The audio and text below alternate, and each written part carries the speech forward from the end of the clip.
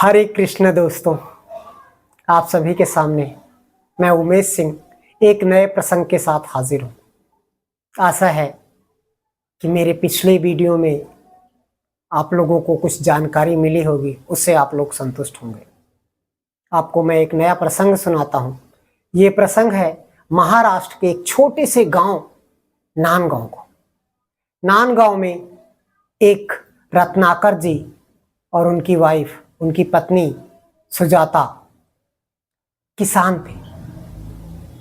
कभी गरीब और राधा रानी ठाकुर जी की वो बहुत सेवा करते थे।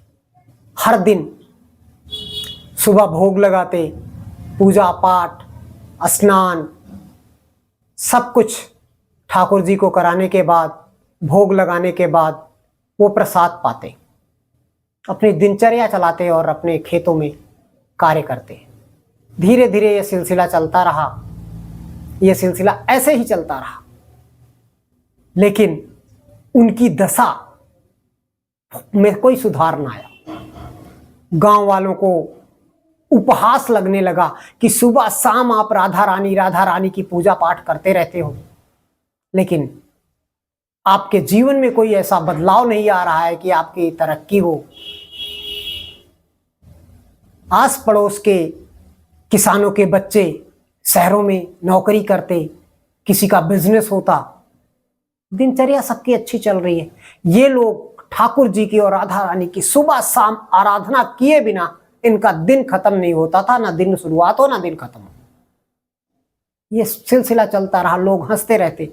सुजाता और रत्नाकर दोनों जब ये लोग बोलते, कुछ उपहास बोलते, ताना मारते, तो मुस्कुरा देते।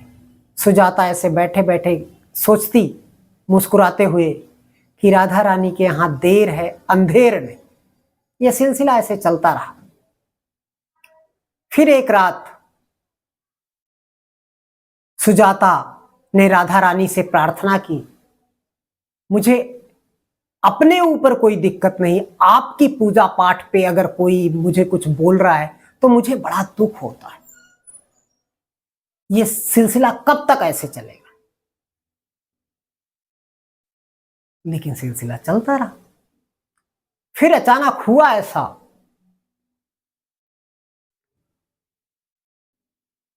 महाराष्ट्र में सूखा पड़ा।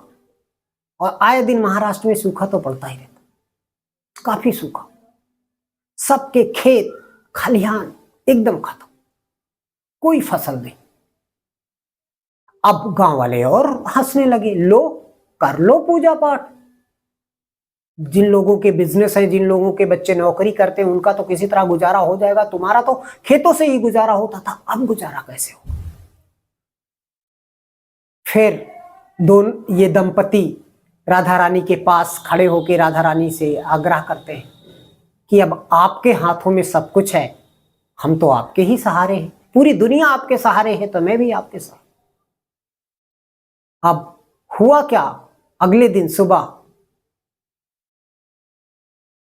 यही सिलसिला चलता रहा।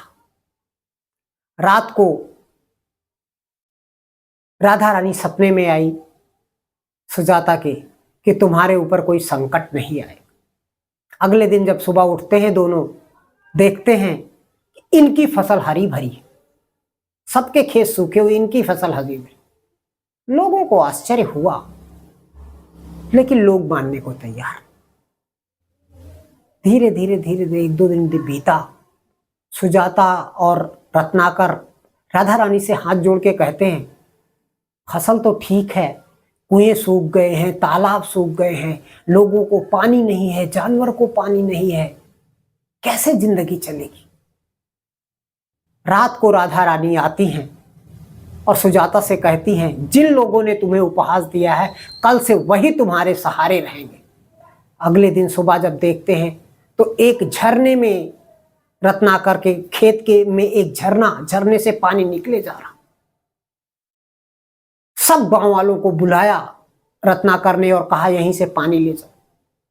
लोग जितना भी पानी निकाले, वो पानी का झरना खत्म ही ना। वहीं से पशुओं को पानी देना शुरू किया, वहीं से पूरा गांव। अब जब पूरा गांव रत्नाकर के खेत के झरने से पानी पीने लगा तो सबको राधा रानी के ऊपर विश्वास हुआ। दोनों इन दंपति के चरणों में पूरा गांव गिर गया कि आपका अटूट विश्वास पूरे गांव को आज जल दे रहा है। और पूरा गांव उसी दिन से राधामयी हो गया। सबके घरों में राधा रानी ठाकुर जी विराजमान हुए।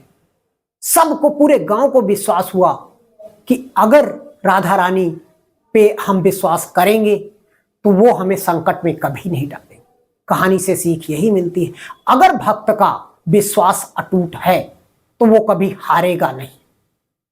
जय श्री कृष्ण दोस्तों।